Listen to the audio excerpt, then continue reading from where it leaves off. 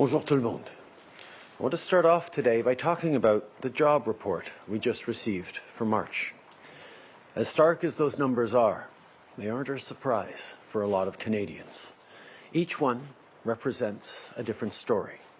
A worker who's been laid off, a family that's having to hunker down, a community that's anxious about today and tomorrow. We've all seen the impact of COVID-19. We all knew this was going to be a tough time and that countries around the world are in a similar situation. But that's no comfort if you're out of a job, if you're having difficulty making ends meet. You need real support. So we're doing our best to help you bridge to better times. On Monday, we launched the Canada Emergency Response Benefit. More than 4.5 million claims have been processed, which means people are already receiving their $2,000 for this month. We're also working on legislation to bring in a wage subsidy to help employers keep people on the payroll while working on new loans for business owners. We will keep expanding our 3-point economic plan to protect jobs, support business owners, and get everyone the help they need. Things will get better, and once they do, you can be sure that our country will come roaring back. As a country, we've gotten through tough times before. We've stood together, united and strong. On Vimy Ridge, more than 100 years ago today, thousands of Canadians gave their lives so that our country would know peace. Aujourd'hui, nous nous souvenons de ceux qui sont tombés à Vimy, il y a plus de 100 ans aujourd'hui. On se souvient des sacrifices qu'ils ont faits pour notre pays. Ils se sont battus pour défendre les valeurs qui sont chères, comme la démocratie, la liberté, l'égalité, pour les valeurs qui définissent encore notre pays. As historians have noted, reflecting on Vimy, it was a moment ordinary people did extraordinary things. Fathers and sons, brothers and friends, their sacrifice and courage defined what it is and what it meant to be a Canadian. And their legacy lives on in the women and men who continue to step up and serve us in uniform, in our nurses and doctors who put themselves in harm's way for us all to stay healthy, and in everyone who steps up and asks what they can do for their fellow Canadians. That's what makes Canada strong, and that will be our path forward, no matter what tomorrow may bring. Right now, the future can seem even more uncertain than normal. If you've lost your job, if you're worried about an elderly parent, you probably want to know what to expect. Earlier today, we released our modeling on how we think this pandemic might unfold. The modeling shows that COVID-19 arrived in Canada later than in other countries. So we're in an earlier stage of the outbreak. That means we have the chance to determine what our country looks like in the weeks and months to come.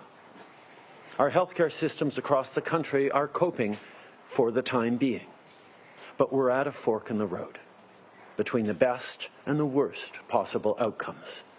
The best possible outcome is no easy path for any of us. The initial peak, the top of the curve, may be in late spring with the end of the first wave in the summer. As Dr. Tam explained, there will likely be smaller outbreaks for a number of months after that. This will be the new normal until a vaccine is developed. But as we saw, that is so much better than we could face, all of us, if we do not rise to the challenge of this generation. The path we take is up to us.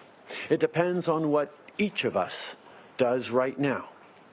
It will take months of continued, determined effort. We'll need to keep practicing physical distancing, staying home, and washing our hands. It will help. It will help get the numbers that Dr. Tam was talking about between 4,000 and 44,000 deaths as low as possible. Je sais que la Dr Tam et toute l'équipe de l'Agence de la santé publique ont travaillé très fort pour préparer ces prévisions. Et pour nous assurer que toutes les informations sont à jour, nous avons été en communication constante avec les provinces et les territoires pour obtenir leurs dernières données. Plus tôt aujourd'hui, nous avons dévoilé nos projections.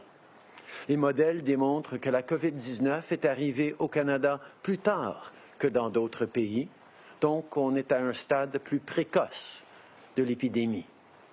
Ça veut dire que nos gestes ont encore plus d'importance pour décider à quoi notre pays va ressembler dans les semaines et dans les mois à venir. Pour l'instant, nos systèmes de santé tiennent le coup, mais on est à la croisée des chemins. La route qui va nous mener aux meilleurs résultats ne sera pas facile. On pourrait atteindre le sommet de la courbe à la fin du printemps et la première vague pourrait se terminer pendant l'été. Mais comme la Dr Tam l'a expliqué, on va probablement connaître d'autres vagues d'infection moins importantes pendant un certain nombre de mois. C'est et ce sera notre nouvelle réalité jusqu'à ce qu'on trouve un vaccin. Mais comme on l'a vu ce matin, c'est le meilleur scénario qui pourrait se produire. Mais si on l'a vu ce matin, c'est un meilleur scénario que ce qui pourrait se produire si on refusait d'agir. La route qu'on va prendre dépend entièrement de nous tous. Il va falloir être discipliné pendant les prochains mois. On va devoir continuer à rester chez nous et continuer à nous laver les mains. C'est comme ça qu'on va éviter des milliers de décès et qu'on va réduire le nombre de cas. I know it's tough to stay home, especially as the weather gets nicer. If you have kids, it's even tougher. But to get them back outside and running around the playground and park as soon as possible, you need to keep them inside for a little longer. This will work, and we'll be with you every step of the way. Just this week, we received millions more masks to keep our frontline workers safe, and we have contracts to get more ventilators. We're helping industry mobilize, like the entrepreneur from Vars, Ontario, who's creating reusable visors for hospitals across the province. And we've continued to support Canadian researchers working on a vaccine. We're pulling out all the stops to beat this virus and help you get through this time. On doit tous faire notre part, les gouvernements, les entreprises et les citoyens. Donc, continuez de rester chez vous. Allez faire votre épicerie une fois par semaine et une fois par semaine seulement, ou encore moins souvent. Et si vous devez sortir, gardez 2 mètres de distance entre vous et les autres. C'est comme ça qu'on va protéger les personnes vulnérables. C'est comme ça qu'on va protéger nos aînés. C'est comme ça qu'on va sauver des vies. Et c'est comme ça qu'on va aider nos infirmières et nos médecins qui font un travail extraordinaire à chaque jour. Je sais que ce n'est pas facile, mais ce n'est pas pour toujours. Éventuellement, on va pouvoir retourner au cinéma, au restaurant et au parc. Mais pour ça, tout le monde doit faire sa part maintenant et pour les semaines à venir. Over 100 years ago today, Canadians showed what metal we are made of. I know each of us will rise to be worthy of the legacy of the heroes that built this country. We can do this together. Merci tout le monde. Merci beaucoup, Monsieur le Premier ministre. On va maintenant passer à la période de questions en commençant par le téléphone. Modérateur, c'est à vous. Merci. Thank you.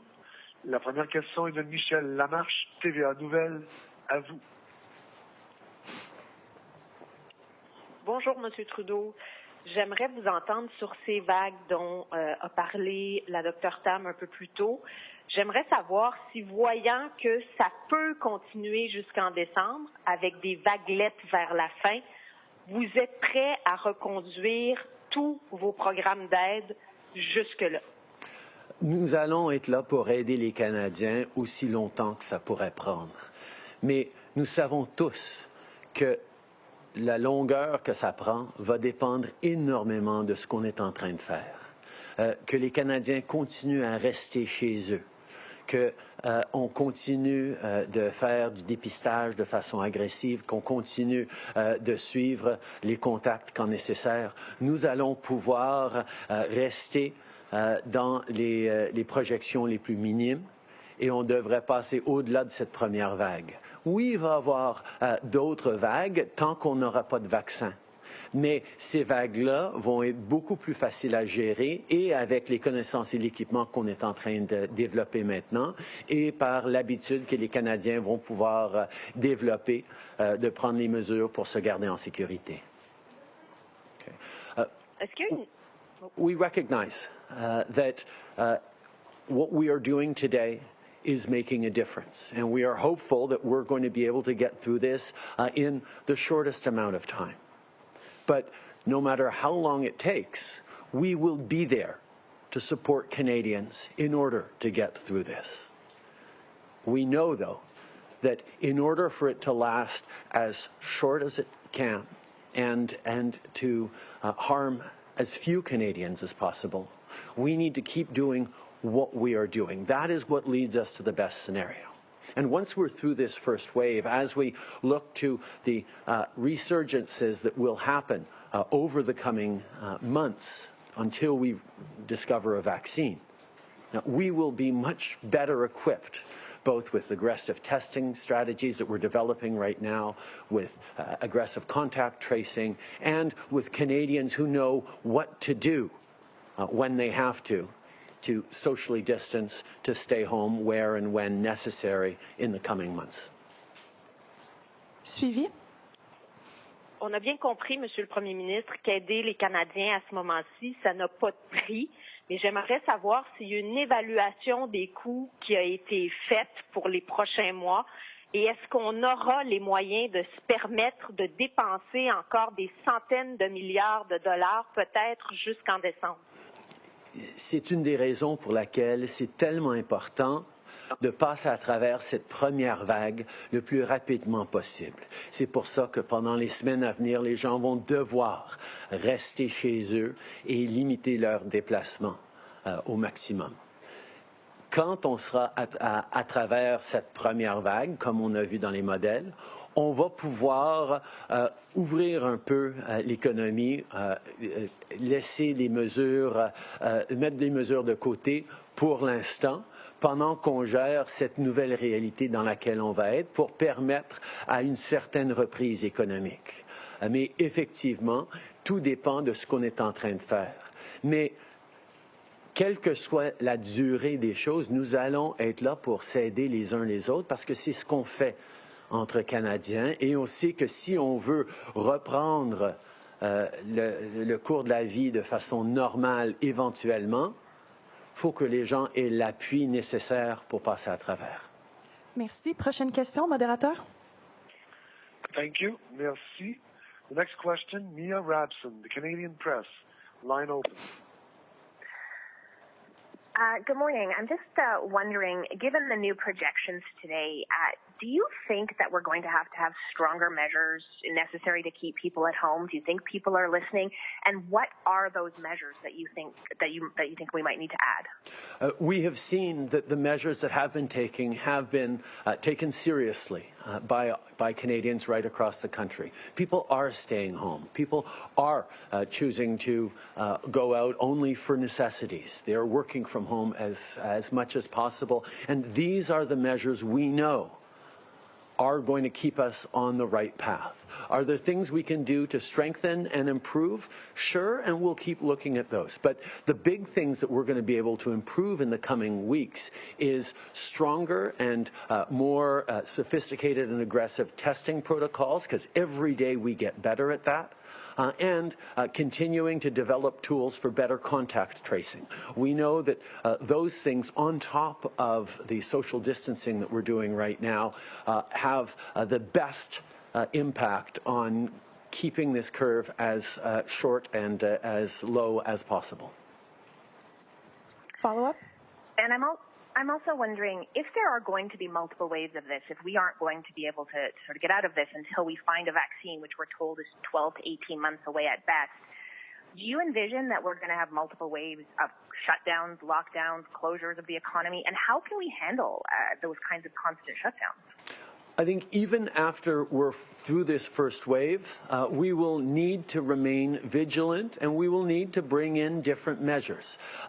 Normality, as it was before, will not come back full on until we get a vaccine for this. And as you say, that could be a very long way off.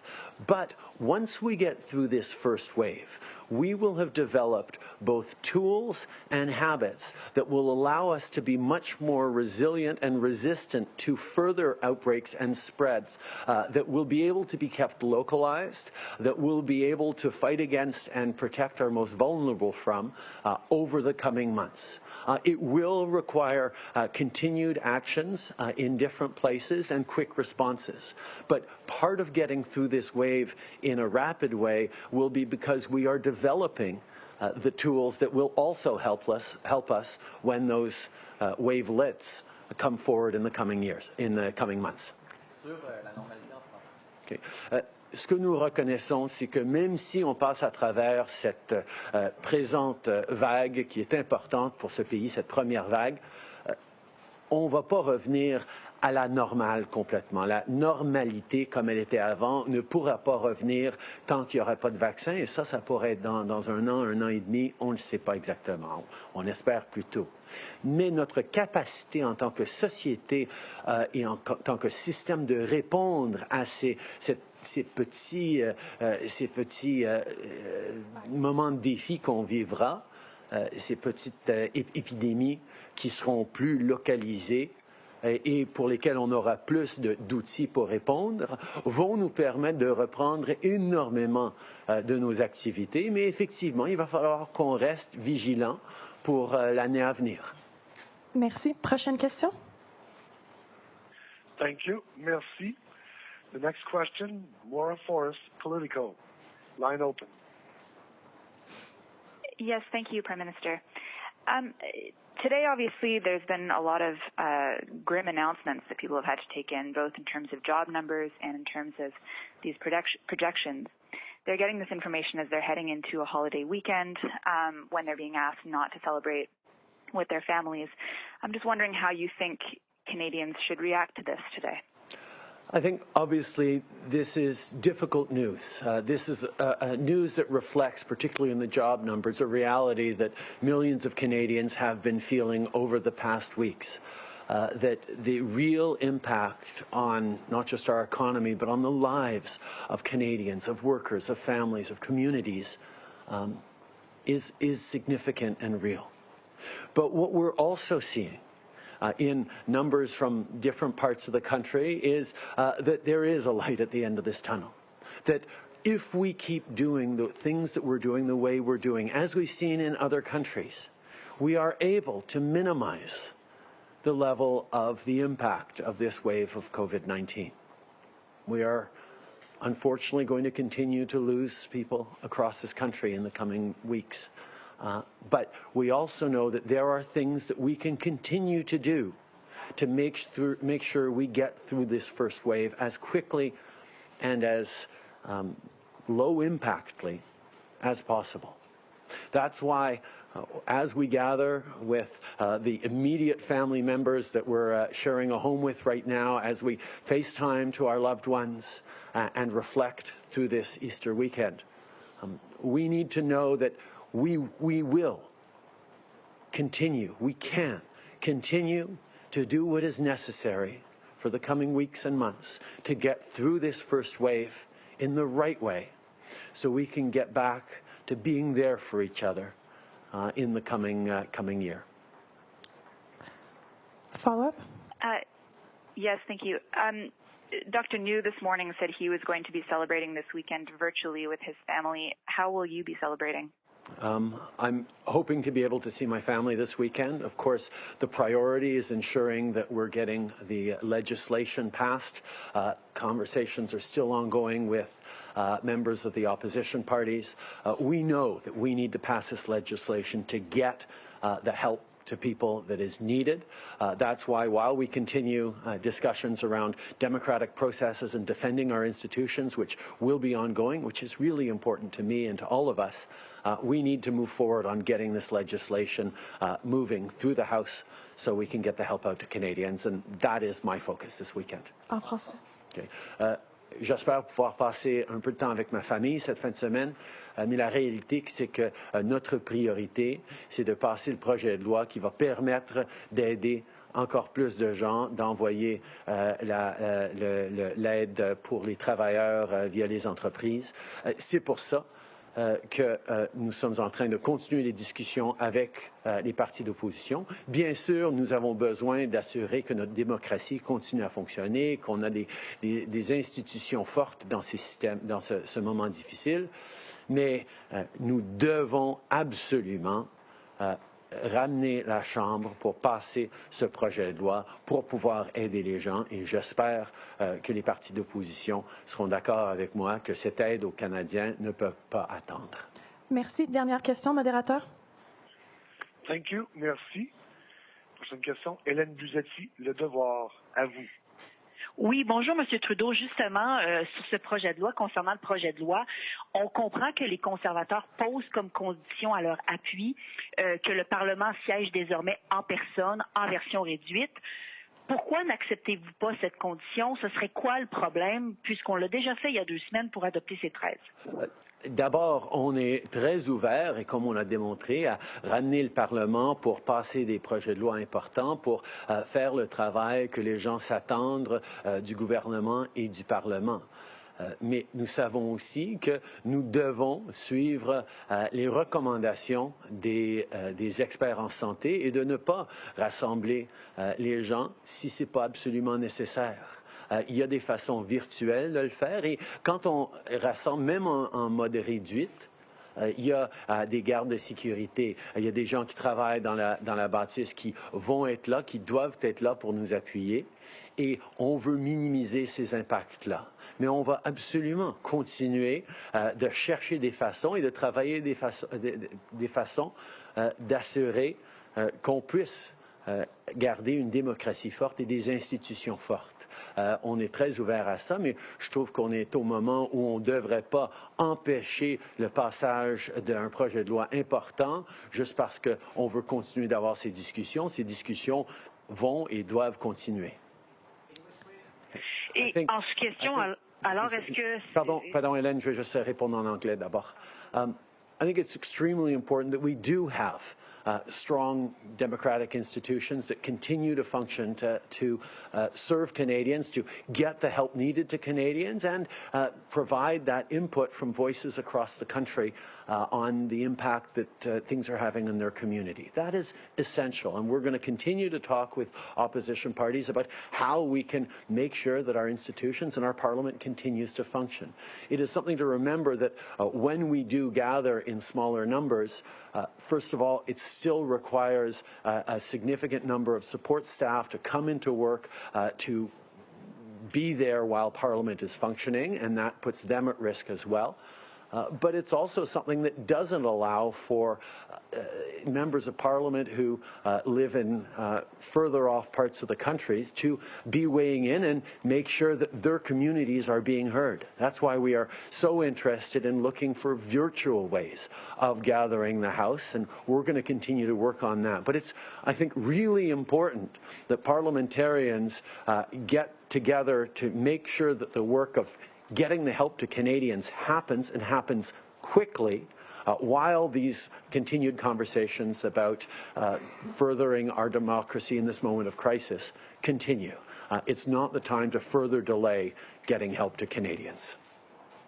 Et en sous-question, M. Scheer dit que ce n'est pas grave tout ça parce que de toute façon, l'infrastructure gouvernementale pour sortir l'argent n'est pas encore prête, donc ça ne crée pas de délai.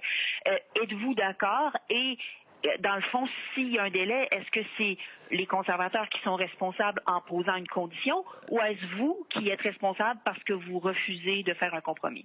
je suis un peu déconcerté par ce commentaire, si c'est effectivement M. Scheer qui l'a dit, parce que nous trouvons que les débats et les discussions en Chambre, les discours en Chambre, sont souvent un endroit où on voit les impacts et on peut modifier ou ajuster le projet de loi pour avoir encore un meilleur impact. Je ne crois pas qu'aucun parti, même un parti au gouvernement, sait exactement tout ce qui se passe dans toutes les circonstances, et les parlementaires ont un rôle extrêmement important à participer pour améliorer des projets de loi, même un projet de loi dans une situation d'urgence. Et pour moi, de pouvoir rassembler les parlementaires, c'est pas juste de mettre une étampe sur un projet qu'on aurait discuté à l'avance, c'est pour avoir un vrai débat, pour pouvoir s'assurer qu'on est en train de faire les bonnes choses pour les Canadiens. Et si c'est effectivement ce que M. Scheer a dit, je suis un peu déçu de son manque de compréhension de l'importance du débat informé qui se passe au Parlement quand on se penche sur des projets de loi. Okay. If indeed Mr. Scheer suggested that the debate and discussions had by parliamentarians around a given piece of legislation don't really have an impact, I choose to disagree. I think it's really important that we hear voices from every corner of the country on the potential impacts or potential improvements to the bill we're putting forward. I think that's how Parliament is supposed to work, and that's how Canadians consider that Parliament is supposed to work. So I very much look forward to the debate on our wage subsidy to see how it's going to impact and hear from every corner of the country as much as we can on how we can make sure that it's doing the right things for Canadians. Parliament matters. The debate that happens in Parliament matters, and you can't just shrug it off like a rubber stamp that doesn't matter, because I know how deeply it matters that we have proper and robust debate on this.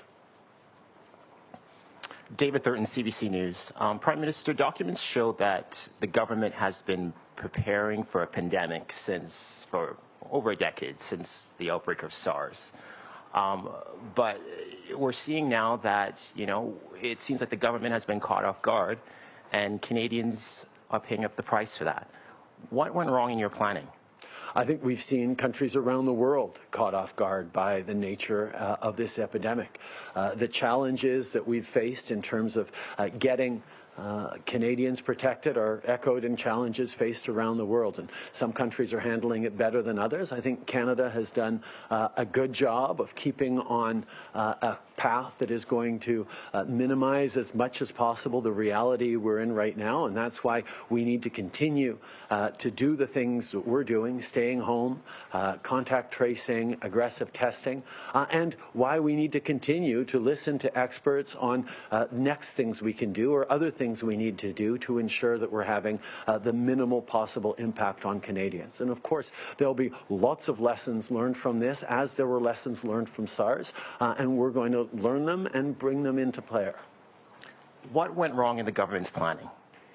I think we all know that this was a situation that we're adjusting as best we can to. We took the advice of experts. We moved forward in significant ways. As we look back at the end of this, I'm sure people will say, oh, you could have done this a few days before, or maybe you did this one too quickly and you could have taken a few more days to reflect on it. Every step of the way, we make the best decisions we can, given the information we have. And if it's not exactly right, we fix it and we try and get it better as we move forward. I think that's what Canadians expect. Hi, Prime Minister. Molly Thomas, CTV National News. Your government says they're negotiating with the opposition right now. Can you help Canadians understand what is the holdup to recalling Parliament? This wage subsidy is sitting on the table. There are businesses we're talking to on the brink of bankruptcy here. What is the holdup right now? My understanding is that the legislation itself is largely seen as the right solution by other parties. They may have little tweaks and improvements to make, and we look forward to working with them on suggestions or amendments that they have. But there seems to be a sense from the official opposition that this is a moment to define or determine how Parliament will function in the coming weeks, and they are negotiating around the structures. We've said we're of course happy to have have these conversations. We've put forward some proposals around things that we think could work to both minimize the risk to Canadians while moving towards a virtual parliament and ensuring the debate and accountability that is so important in our democracy. And we just hope that the official opposition will choose to realize that we need to pass this legislation quickly to get the help out to Canadians as quickly as possible. Okay. Ma compréhension, c'est que le projet de loi comme tel a généralement l'appui des partis de l'opposition. Ils reconnaissent que c'est important. Ils ont sûrement des réflexions, peut-être des modifications à proposer. Et on est très ouvert à le prendre. Mais l'opposition officielle est en train d'insister que c'est un moment aussi pour déterminer de quoi devra avoir l'air le Parlement pour les semaines à venir, d'amener des mesures très fortes. Et nous, on est ouvert à parler de ça, mais on trouve que c'est une conversation qu'on devrait avoir en parallèle avec le processus du projet de loi qui devrait être passé le plus rapidement possible pour aider les Canadiens le plus vite possible. Prime Minister, you've talked about Canada having fiscal firepower. The government was planning for 4 months of uncertainty here, at least in emergency funding. How long of a financial rope do we have here, and should we be rationing that emergency funding at all, knowing that we're in for a year here of self-isolation on and off? We had made the decision early on that we needed to be aggressive and broad in getting help out to Canadians, and that's what we did with the Canada Emergency Response Benefit and the wage subsidy. And we've moved very, very quickly, and we are continuing to fill gaps and look at areas where we can do more to help Canadians. We will continue to do that. But we knew that our best chance of rebounding from this strongly and getting back to the extraordinarily successful country and economy that we've had, that we've built over so many generations, is to ensure that Canadians are supported through this, however long it takes. Now, we are extremely hopeful that we will be able to begin to restore a certain measure of economic activity in the coming months after this first wave is passed. But we will make sure that every step of the way we're giving Canadians the support they need to be able to keep themselves safe, to do what is necessary to keep us all safe, and to ensure that as we get going again, Canada continues to be successful for all Canadians. En français. Okay. Nous reconnaissons qu'il a fallu qu'on amène des mesures assez large, rapidement, pour aider le plus de gens possible. Et c'est ce qu'on a fait avec la prestation canadienne d'urgence et le supplément au revenu au salaire. Mais nous allons continuer de faire ce qui est nécessaire le temps que ça prendra. On espère que ça durera seulement quelques mois pour cette première vague, et ça va nous permettre de commencer à se remettre en activité économique, se remettre au travail avec des mesures supplémentaires pour pouvoir reprendre notre réussite en tant que pays. Mais nous, quel que soit le temps que ça prendra, nous allons toujours être là pour appuyer les Canadiens qui en ont besoin. Bonjour, Philippe Vincent-Foiseau de Radio-Canada. Vous dites que ça va prendre un an et demi avant le retour à la normale. Est-ce que ce qu'il faut entendre de ça, c'est un an et demi avant que les enfants retournent à l'école, avant que les gens puissent retourner travailler, avant qu'on puisse aller dans un parc en famille, avant qu'on puisse assister à des concerts? Est-ce que c'est ça que vous êtes en train de nous dire? C'est ça la normale? Non, ce que j'ai dit et ce qu'on sait, c'est que tant qu'il n'y aura pas de vaccin, la réalité de la COVID-19 sera toujours avec nous. Alors, pour les mois que ça va prendre, il y a des estimés qui disent 6 mois, 8 mois, il y a d'autres qui disent un an et demi.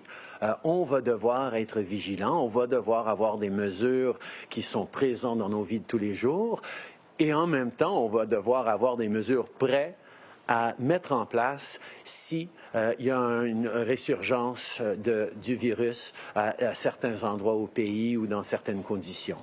Mais une fois qu'on a passé cette première vague, on va pouvoir permettre certaines activités qui ne sont pas permises maintenant, et cette réflexion sur comment on va pouvoir graduellement reprendre l'activité économique plus normales que maintenant vont continuer. Il va falloir qu'on continue d'être vigilant. C'est certain, pendant un an et demi, il va y avoir des choses qu'on ne va pas pouvoir faire. Mais il va y avoir beaucoup plus de choses qu'on va pouvoir faire si et seulement si on passe à travers les prochaines semaines, les prochains quelques mois de la bonne façon. Et c'est pour ça qu'on va pouvoir et on va devoir rester dans cette phase présente pendant encore un bout de temps. Vous pensez que le seuil de tolérance de la population canadienne se situe où? On peut garder ces mesures de confinement pendant combien de temps? Puis juste une petite question sur les communautés autochtones aussi qui sont isolées, qui en ce moment se demandent, on n'a pas de lit, on n'a pas de test de dépistage, on n'a pas de médecin, il n'y a personne qui sont ici pour nous aider. Le gouvernement provincial dit, c'est pas de notre juridiction, le gouvernement fédéral visiblement n'est pas là en ce moment. Vous leur dites quoi, ces communautés-là? Est-ce qu'il y a de l'aide qui s'en vient très bientôt? D'abord, on a vu des moments passés, particulièrement quand on réfléchit aujourd'hui aux sacrifices que des générations antérieures de Canadiens ont fait pendant les grandes guerres. C'est pas seulement ceux qui se retrouvaient à des endroits comme Vimy il y a plus que 100 ans, mais aussi les Canadiens à travers le pays qui ont dû faire des sacrifices pendant des années pour qu'on puisse avoir le pays qu'on a pu bâtir jusqu'à aujourd'hui. Je sais que c'est difficile, ce qu'on est en train de vivre maintenant. C'est pour ça que le gouvernement est là pour aider les personnes vulnérables, pour aider les gens qui perdent leur travail, pour aider les gens qui ont besoin d'appuyer leur famille et surtout pour aider et protéger nos travailleurs de première ligne, que ce soit dans notre système de santé ou dans nos épiceries, qui s'assurent qu'on va pouvoir passer à travers ce défi de la bonne façon. Nous allons continuer d'être là les uns pour les autres. Nous allons continuer de s'appuyer les uns les autres et on va passer à travers parce qu'on est fort en tant que citoyen, en tant que pays.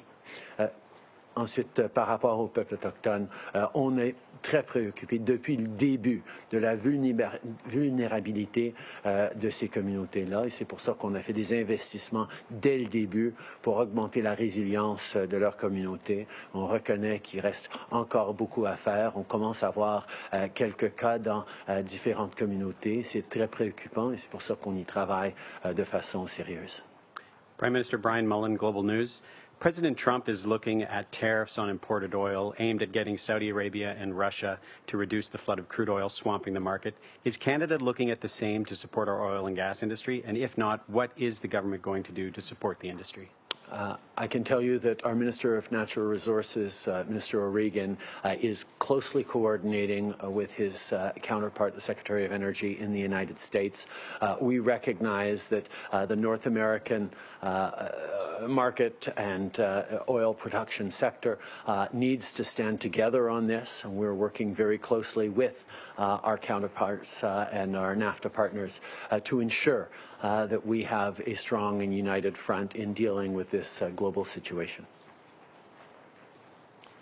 Prime Minister, Sean Silkoff from the Globe and Mail. My colleagues today wrote about the fact that Ottawa had a playbook for the pandemic 14 years ago. It was co-authored by Dr. Tam, and subsequent audits flagged problems with Canada's emergency stockpile of medical equipment.